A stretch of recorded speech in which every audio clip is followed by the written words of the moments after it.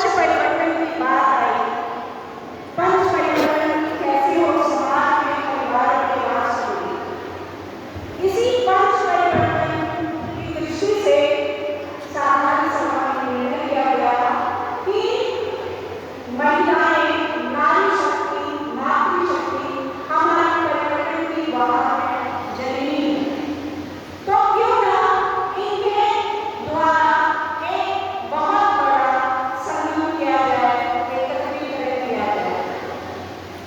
महिलाओं का एकत्रीकरण, नारियों का एकत्रीकरण, मातृ सम्मेलन, मातृगोष्ठी का है। लेकिन इसका नाम शब्द शक्ति ही क्यों? तो गीता के ये 10वें अध्याय के 34वें श्लोक में जब श्री कृष्ण जी अर्जुन को संदेश दे रहे थे, उन्होंने कहा कि नारियों में शब्द शक्ति विद्यमान है। ये क्या है?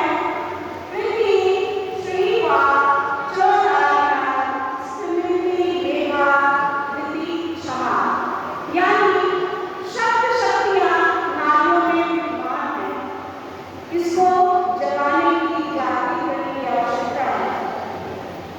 लेकिन आज के समय में पश्चिमीकरण सभ्यता हमारे देश में हावी होते जा रही है, जिसके प्रभाव को कैसे कम किया जा सकता है, इसके लिए अखिल भारतीय स्तर से लेकर एक विद्यालय जो कि केंद्र के बाद क्षेत्र, क्षेत्र के बाद प्रांत, प्रांत के बाद विभाग और विभाग के बाद विद्यालय, हम लोग वहाँ से दूरी तय कर रहे हैं।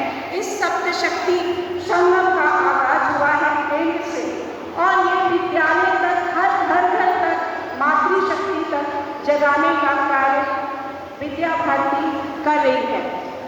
ये सप्त शक्तियाँ है क्या? कृति यानी यश। नारी घर के, परिवार के यश की चिंता उसके हाथों में है। वो किस प्रकार से अपने परिवार के यश को फैला सकती है।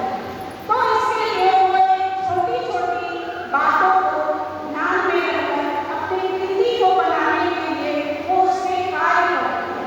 इसी कृति को जगाने की आवश्यकता है, जिसको हम लोग स्मरण करते जा रहे हैं। अपने घर का ख्याल नहीं रखना, यश का ख्याल नहीं रखना। तो आप देखे होंगे माता कौशल्या ने श्री राम को जन्म दिया और उनका पालन पोषण कुछ इस प्रकार से किया कि उनकी कृति इतनी फैली कि उनको मर्यादा पुरुषोत्तम कहा गया। तो इस तरह से हम कृति पर कार्य किस प्रकार से करें, कृति को जगाने का कार्य किस प्रकार से करें। यानी लक्ष्मी, धन। तो श्री का आना और जाना किस प्रकार से हमारे घर में हो रहा है। अच्छे से आए हुआ लक्ष्मी जो होता है सुगम से और व्यर्थ नहीं जाता है।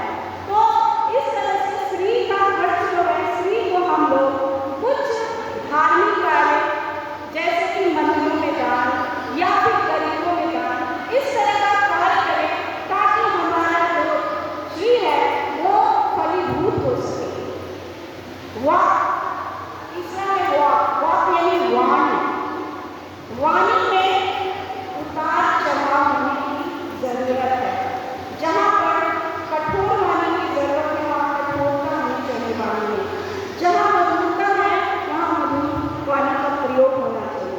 और वाणी में वाक चातुर्य जरूर होना चाहिए कि हम तुरंत से अपने बातों को किस तरह से रखें ताकि वो कार्य संपादित अच्छे से हो सके।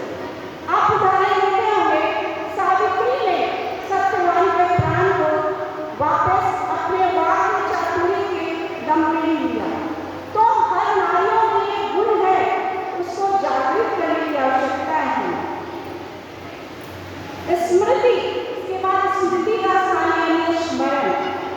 हर छोटी छोटी बातों का ध्यान में रखना, उसको स्मरण में रखना, उसको ध्यान दिलाने की आवश्यकता है। परिवार में हर छोटी छोटी बातों को हम ध्यान से अगर उसका स्मरण करेंगे, जैसे कि जैसे हम किसी रामायण महाभारत का पाठ करती है तो उसको ध्यान में रखना, उसको बताना, स्मरण कराना, उसको याद कराना, ताकि घर का जो वातावरण है वो अच्छा बने और संस्कार समझे। भगनी निवेदिता जब भारत भ्रमण पे आई थी तो उन्होंने देखा कि यहाँ की जो नारियां हैं उनमें रामायण महाभारत के स्मरण का गुण है। तो उसको अभी तो हम लोग भूल गए हैं, उसको याद नहीं कर रहे हैं, उसको याद स्मरण करने की आवश्यकता है, अपने बच्चों को बताने की आवश्यकता है, जगाने की आवश्यकता है। मेधा यानी कि बौद्धिक क्षमता, तत्क्षण हमको डिसीजन मेकिंग यानी तुरंत में हमको किस तरह से किसी कार्य को करने की क्षमता होनी चाहिए। अपने बुद्धिमत्ता के बल पे हमको तुरंत अपने कार्य को संपादित हम कैसे करें उसकी चातुर्यता जरूर आनी चाहिए हमें।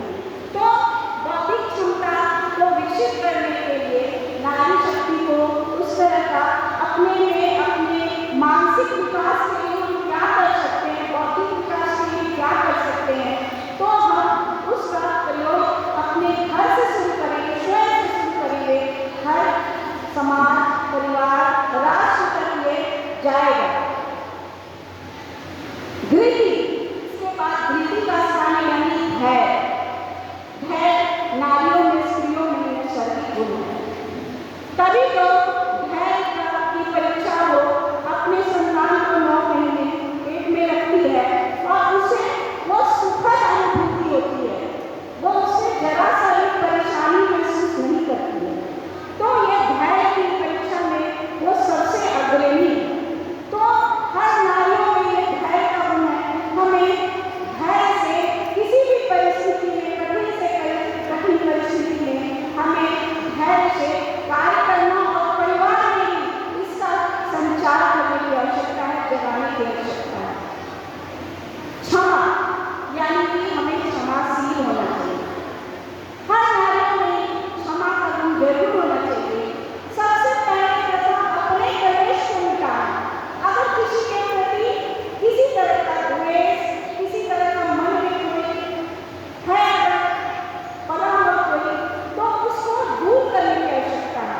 किसी बात को खींचने की आवश्यकता नहीं है, उसको क्षमा करने की आवश्यकता है। क्षमाशील बनना और बनाना होगा अपने बच्चों को। तो ये शब्द शक्ति का जागरण है, ये गुण हमारे में है, हमें दिया गया है प्रकृति के द्वारा, लेकिन हमें इसे जागृत करने की आवश्यकता है क्योंकि इसका स्मरण अभी खत्म हो रहा है। ये पश्चिमीकरण सभ्यता को हमारे ऊपर जो हावी हो रही है उसको कम करने के लिए इसे जगाने की आवश्यकता है, जागरण करने की आवश्यकता है। सप्तशक्ति संगम ये महिलाओं द्वारा महिलाओं के लिए संगम कराया गया ताकि अपनी शक्तियों को पहचाने, मातृशक्ति अपने सप्त शक्ति को पहचान कर उनका स्मरण कर उनको जागृत करने की आवश्यकता है। आप वैदिक काल में देखे होंगे कि गार्गी और मैत्रेय का नाम आता है। क्यों नाम आता है? क्योंकि वो दार्शनिक महिला थी, विदुषी महिला थी और वो अपने वाद विवाद से पुरुषों को भी परास्त कर देती थी। उनमें वेद उपनिषद का ज्ञान था। तभी हम पुराने समय से, वैदिक काल से आज तक उनका स्मरण करते हैं, उनको याद करते हैं कि वो गार्गी मैत्रेय हमारी विदुषी